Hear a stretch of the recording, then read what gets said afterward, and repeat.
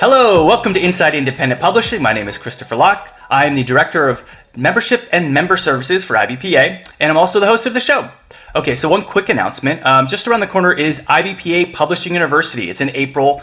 We would love for you to come, and it's for independent publishers and author publishers. And during this show, because we love that you listen to the show, we are going to pop in a little promo code. So you have to listen to the whole show. It's for 15% off, 15. And you'll, again, listen to the whole episode because it's going to be somewhere in the middle of it. Okay, now on to today's podcast.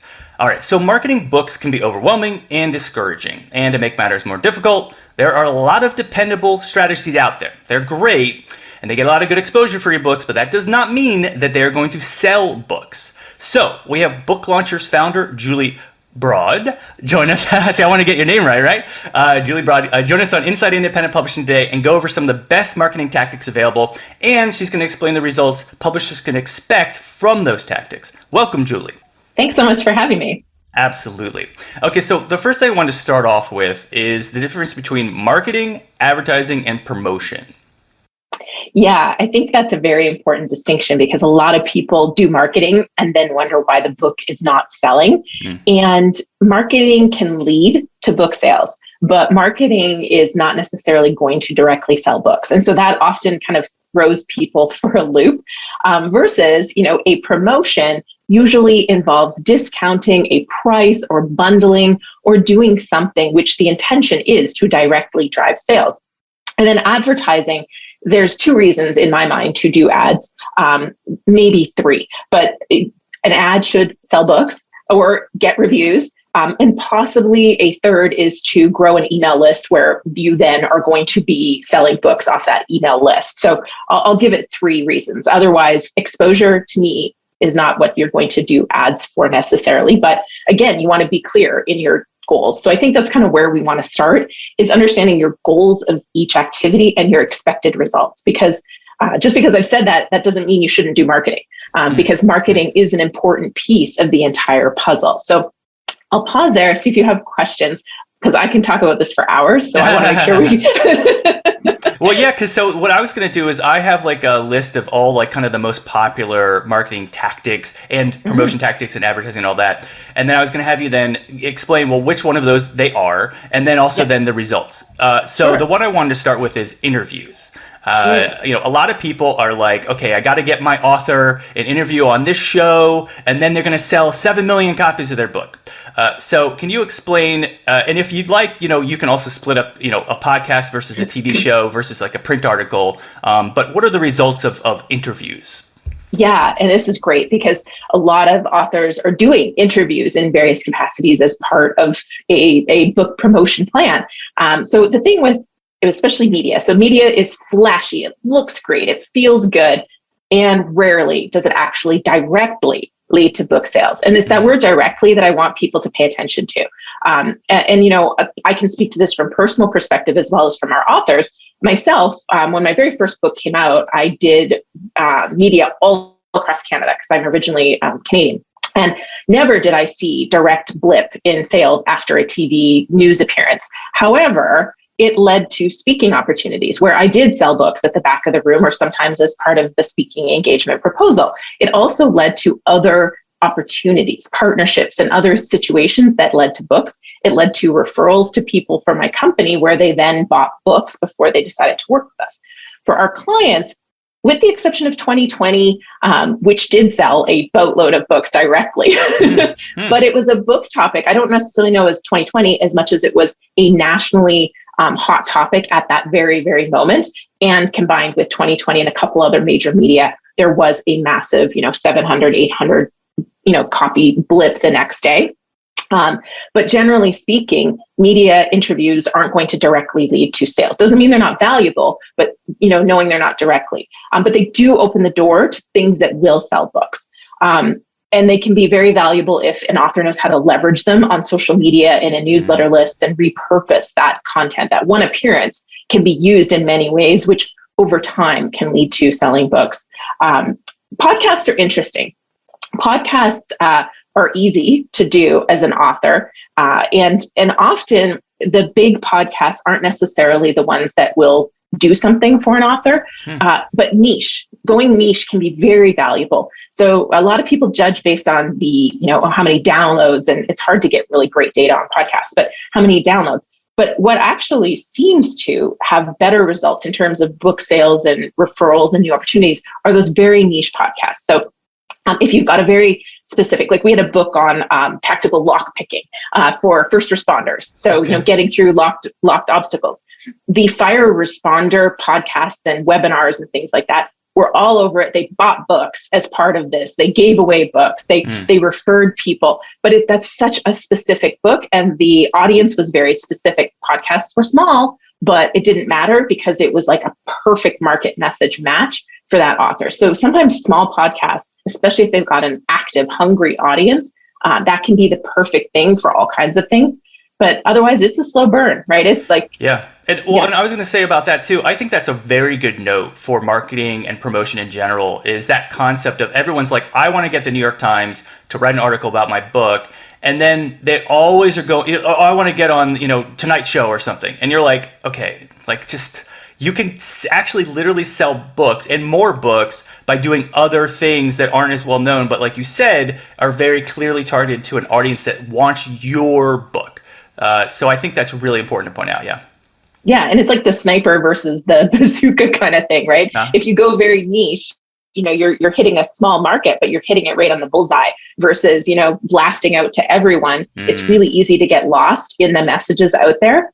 And so that's where I think it's worth it. Plus, if you're not a known name, you're going to be wasting, but you're going to be spending a lot of time to try to get exposure on these major outlets when, you start at the niche and you can work your way into it, which we've also seen with our authors. They start, and it takes a couple of years, but they start with the niche podcasts and, shows. And the next thing you know, they're on documentaries. But, it's not overnight. It's like 2 years of doing those niche shows. And then somebody notices you and goes, hey, you need to be on my documentary. Yeah, right. And so that also, because we're talking about interviews, I want to ask then, what about because it's media too, like let's say someone doesn't interview you, but let's say you as an author or independent publisher, like you write an article about like a topic, and then it's about something related to the book, or someone writes an article or does something about your book. Is that the same thing? It's just that's probably not going to lead directly to book sales. Is it kind of media in general? Yeah, I would, with rare exceptions again, because usually it's not a direct, like buy the book. It's usually, see the author's website, that kind of thing at the bottom. So it's usually going to build platform for the author, which eventually leads to books, but it's not, it goes in that marketing pot of things that are going to create exposure and awareness, which is really important to eventually drive sales, but it doesn't directly drive sales. Yeah, and one of the reasons I wanted to do this episode, and I'm so glad that you suggested it, is that I think people get really disappointed because they do so much work. I'm an author publisher too. It's so much work to get the word out there about your books. And the thing you're always thinking of is sales. You're just like, whenever you're thinking about success, it's like, how many books have I sold? So I want to help clarify these different things because I don't want people to be discouraged to thinking they're not succeeding.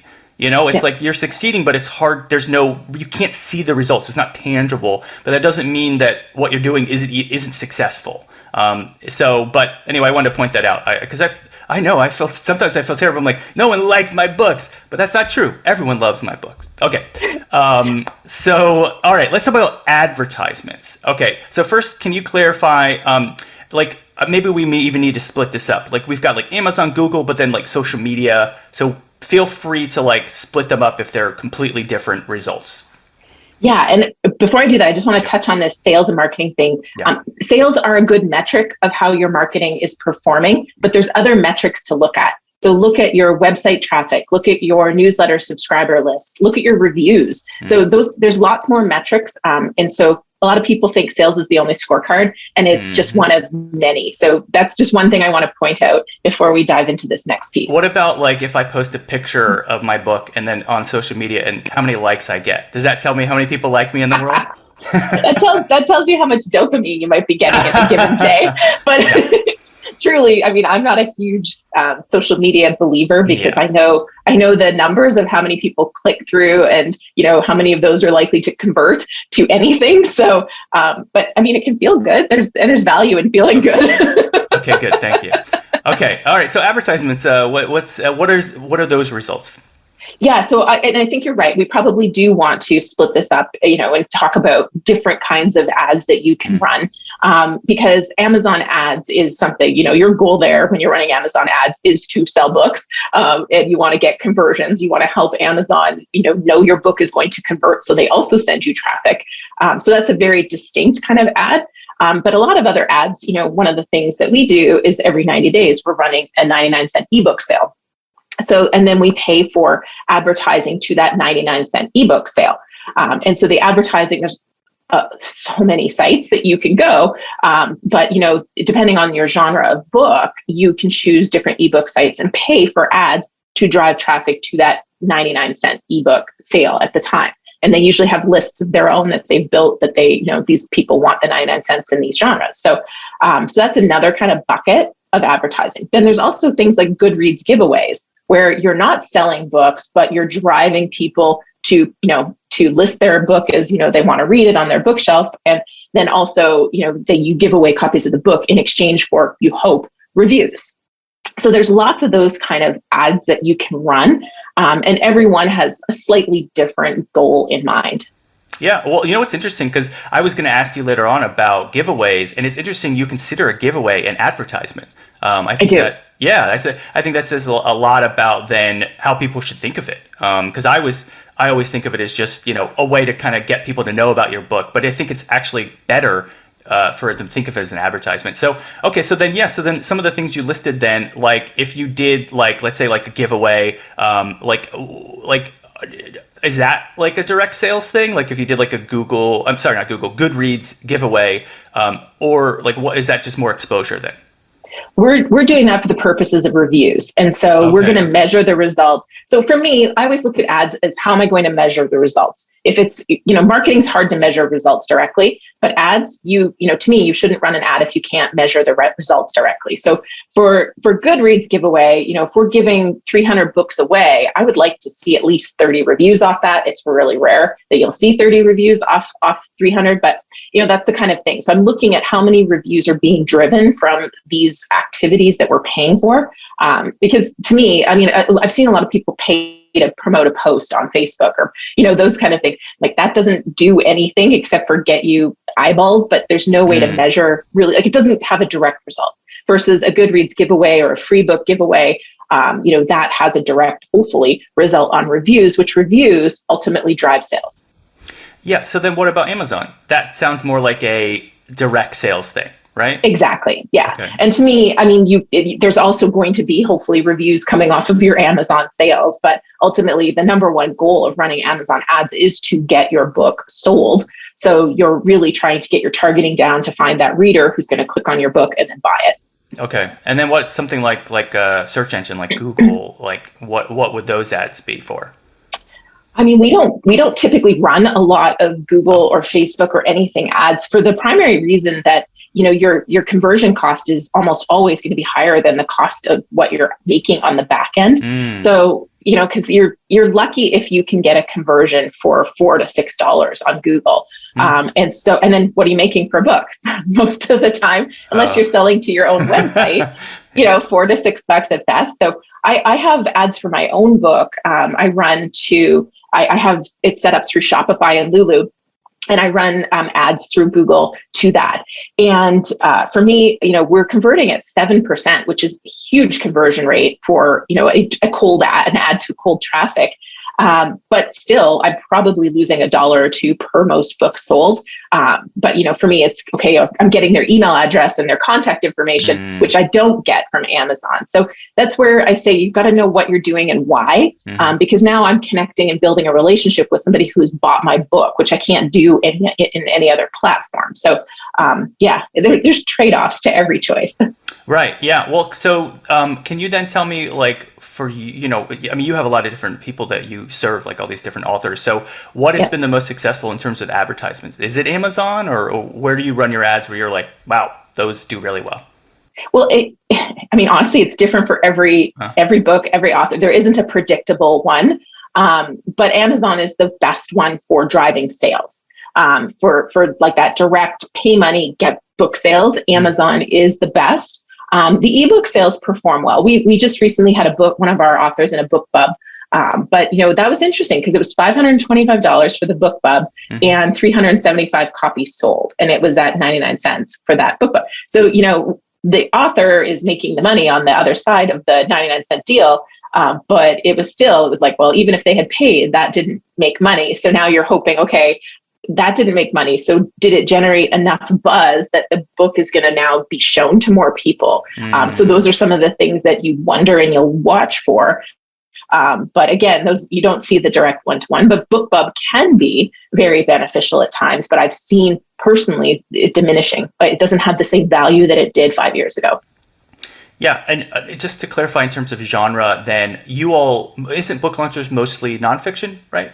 Yeah, it is nonfiction, but there's so many. I mean, there's memoir, there's business, there's self-help, there's health and fitness. And so, some books do incredibly well, through promotions like through Fussy Librarian, but then others don't. So, and that's for ebook sales. But so everybody's a little different. And then we have certain books that just absolutely crush it through Amazon ads. And then others that, they just never seem to find that like rhythm in Amazon ads. So, and it does seem to be genre, but also book and audience related.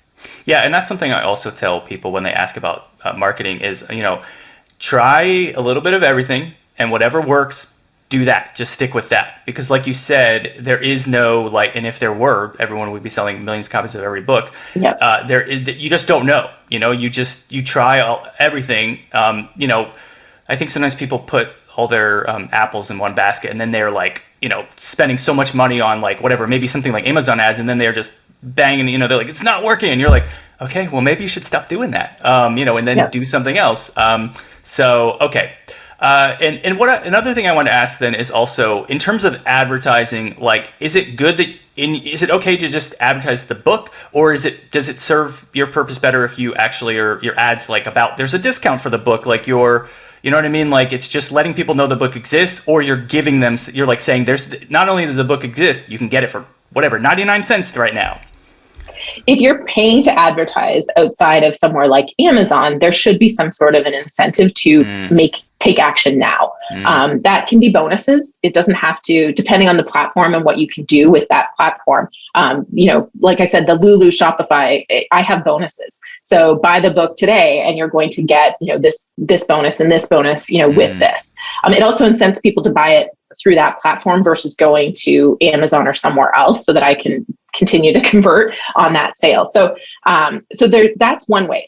It's whatever you got to do something. If you have an ad that just kind of says, go to my website or buy my book, and there's nothing else, it's not going to convert. And so you've paid for an ad for not much purpose, which is kind of why I don't like the Google or the Facebook, promote my post thing, as far as book sales go, because if you're audience building and platform building, that's a different goal.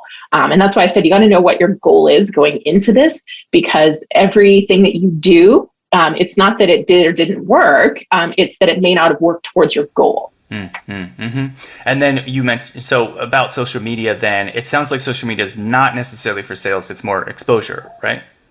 Yeah. And I mean, if you don't already have a strong social media following, you're going to spend a lot of time trying to build a following that's going to actually have any sort of results at all.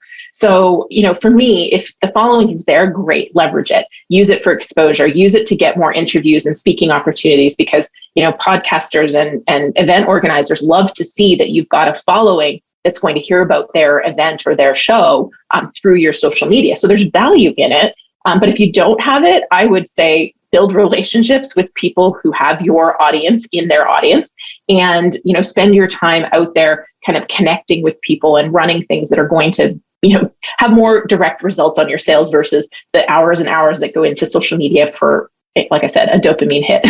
Right. Okay. Yeah. Thanks for clarifying that. Sure.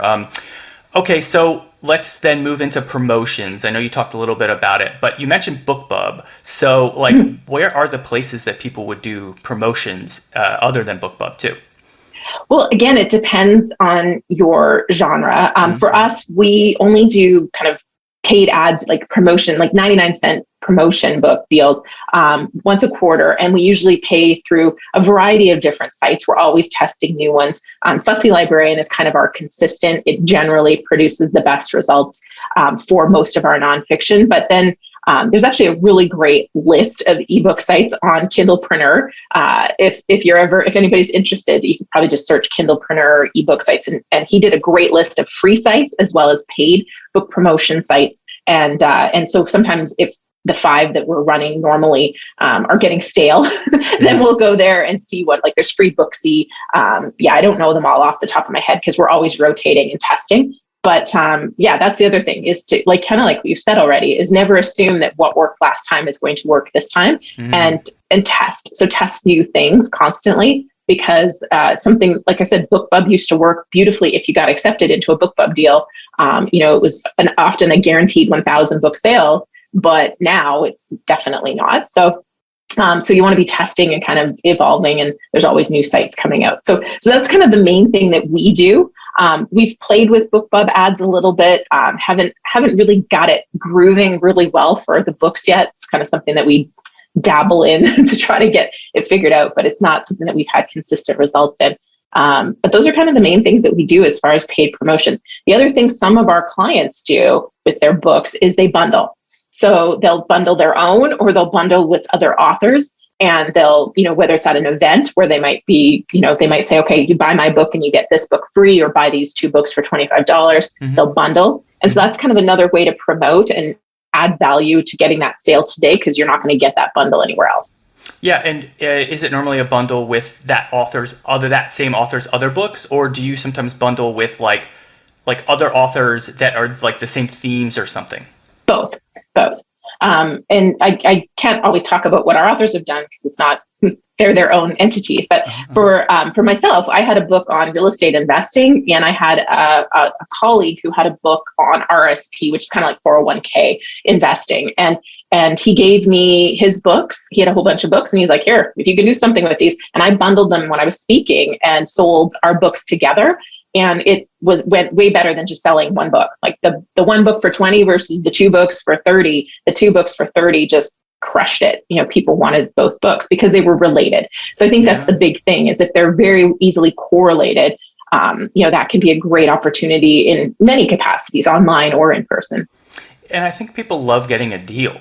They're like, wait, hold on, I can get 2 for, and it's like the way humans work. I agree. If you can, and that's why they always say, like, one of the best ways to sell your books is to write a new book, then now you, as, or if you're a publisher, to keep publishing more books, and then bundle your authors and think about like ways that your authors' books connect in some way. I definitely think people should keep that in mind. You know what, I wanted to ask, like, it's always 99 cents. Like, what? Why isn't it $1.99? Like, why is, like, look, we're both author publishers. We both have it's like 99 cents is such a small. It's like for years of your life and for how much you've spent getting these books published.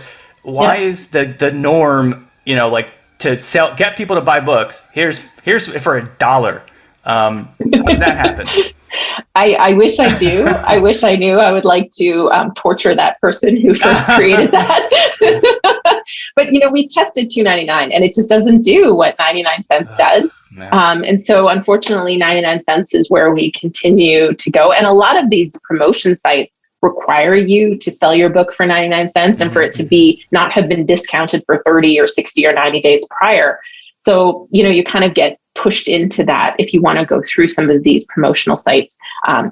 Me personally, I don't like giving away nonfiction books for free. There isn't a huge series behind them. So we don't do free giveaways. We at least do 99 cents because then there's some sort of a commitment, hopefully, to read the book, ultimately, hopefully get reviews and referrals and have something good come from it, because there really is no benefit to just getting somebody to download your book. So we really want to drive people to that commitment, the people who are going to be more likely to be committed. And there is a difference between somebody who gets it for free and somebody who pays 99 cents. There is a commitment level difference. So there is at least value in doing a 99 cent ebook sale, but you don't do it for money.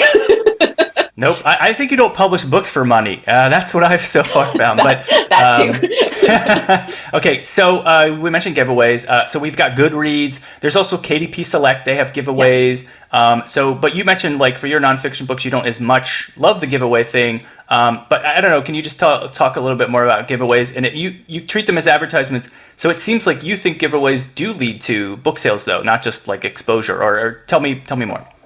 Yeah. So I think, like I said, there's two reasons to do them. One is to drive sales. So the 99¢, which to me is a giveaway, but it's a sale, but it's a giveaway. Or, if you're giving books away free through, Book Sirens or Goodreads or whatever it is, that is to get reviews. And to me, that still is an advertisement because you're advertising your book in, not to get a sale, but to get a review. That's your goal in doing those things for the most part.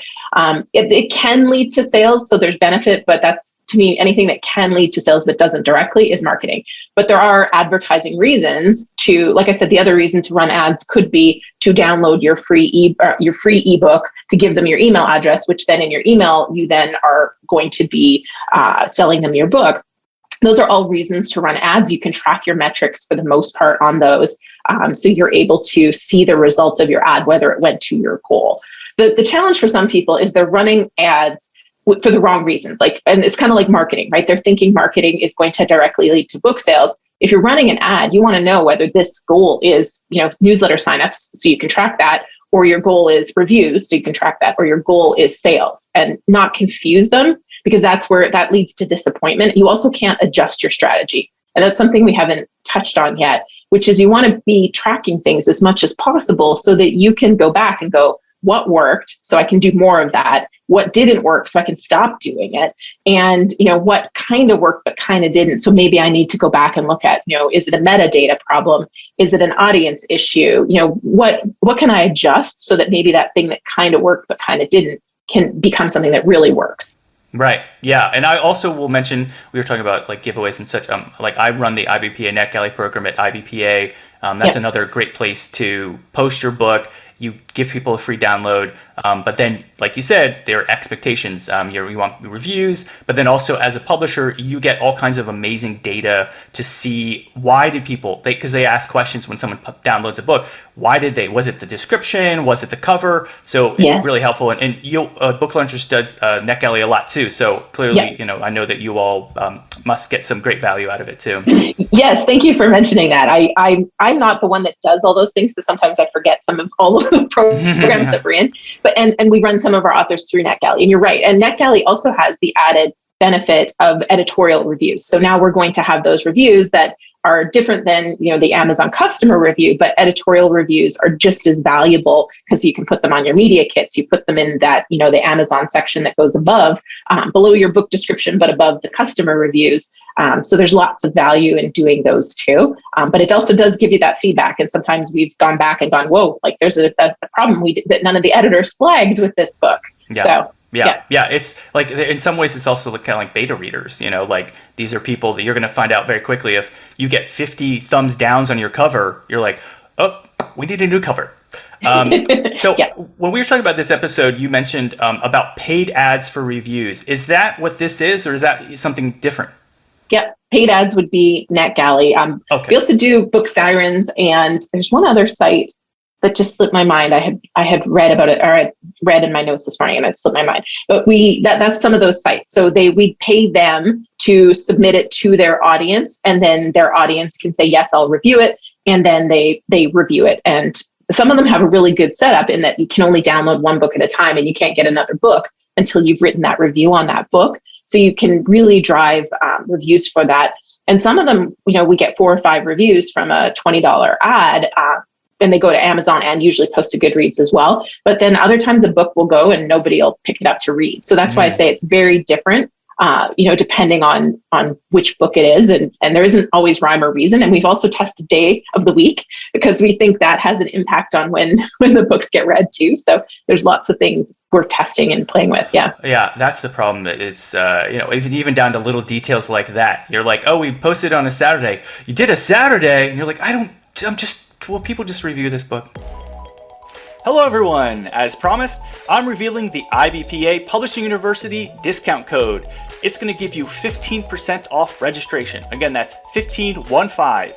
Okay, so go to publishinguniversity.org, and during checkout, you're going to put in this promo code, IBPA Podcast. It's all one word, it's lowercase. Again, it's IBPA Podcast. We can't wait to see you at this year's conference, which is split into two parts. There's the virtual conference that's on April 20th through 21st, and there's the in-person conference on April 29th through 30th in Orlando, Florida. All right, now back to the show. Yeah, so anyway, gosh, there's so much to talk to you about. We're like kind of getting near the end here, but I've got a whole list of maybe quickly I can just mention some of them. What about like in-person events in terms of sales, promotion? Like what do you think about those? Yeah, it depends. So bookstore signings, thumbs down. Oh, interesting. Generally speaking, if you're thinking they're going to move a lot of books, they rarely do. That they can be valuable in getting your book into the bookstore, and then you send people there. Long-term strategy, but speaking though, if you've got a speaking event or a live event where you can be face-to-face with people, you've got a table that can sell a lot of books. We've had a lot of clients do conferences, panels, and then they have an opportunity to sell books there. Take cases, because you often will sell 50 to 75, 100, depending on how many people are there. So I love live events. I'm so excited they're coming back again. I know, right? Yeah, I know. It's been difficult because, I know for me, in-person events, and you're right, if I would do an event just me by myself, that was more difficult. I had the best luck when I would go to a conference that was related to the themes of my books, and I was just another booth there. And then people would go by and they're there to interact with the people there, and a lot of times they want to buy stuff, so they walk by your booth and go, oh, I haven't seen, you just don't see as many books in some of these places. They see your book and go, I love books, and this is about a subject that I love. So I'm a big fan of in-person events too, and I've done very well. So you just, for publishers out there, try to help your authors find the conferences, the types of events that really fit their themes of their books, and I really recommend doing them. How have you all done with virtual events then? How has that been for your authors? For selling books? No, it hasn't sold books. There's other reasons to do them. They can lead to speaking engagements in person, but I can't actually, with the exception of that tactical lockpicking book, I actually can't think of a virtual event that I know for a fact drove a decent amount of book sales of any kind. But so then it's better for then just exposure and to get people knowing that you exist and that your book exists, and maybe I think same thing. It's probably better to have panels maybe than just you by yourself. It's or part of a conference, like you're a speaker. Like we have IBPA Publishing University. I'm sure it's good for people to come and speak at something like that, where you have a built-in audience that comes, rather than you by yourself going, I'm going to do a video and I'm going to post it on Facebook Live or something. Yeah. So, yeah. Yeah. I think still you're unlikely to sell a ton of books through it. There are exceptions, but it's rare. What you should do, or should coach the authors to do, is to drive people to grab a download of value to their specific audience, so they get the email, then they can email them and convert to book sales that way. Because if you've got a whole bunch of speakers at an event, and I find virtual people aren't paying as close of attention. They're not as engaged as they are in person. And you're not usually allowed to say, here's the link to go buy my book when you do those kind of speaking engagements, but you are often allowed to say, at my website, you can download this great resource to cover what I just talked about.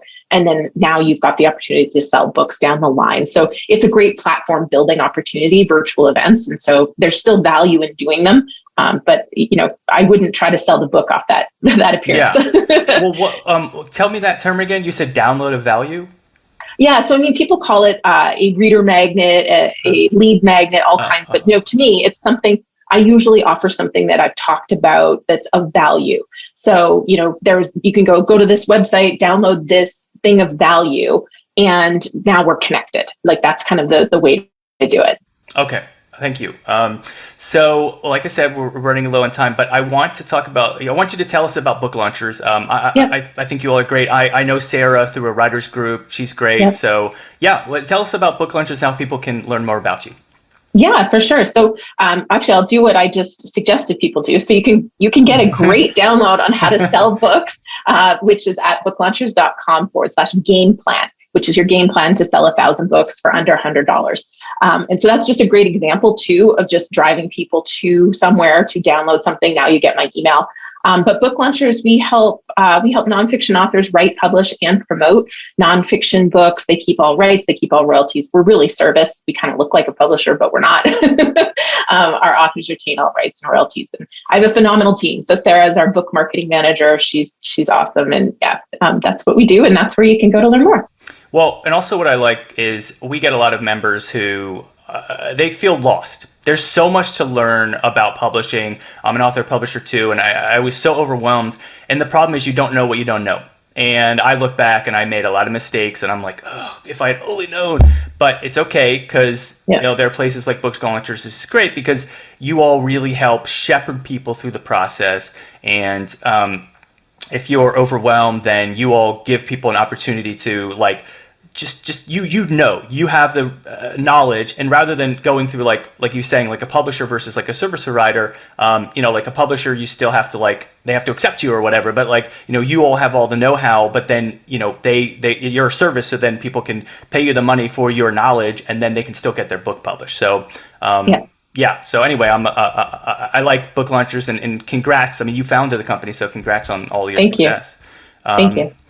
Okay, so, this is just, there's so much, to talk about still. I mean, marketing is one of those, it's just, there's so much, but I hope that this was helpful because I know even listening to you, I learned some, I think the biggest thing for me is the difference between all of them, and then understanding okay, that's why that didn't sell or sell books, because that wasn't the intent of that type of thing. So thank you for helping to clarify that.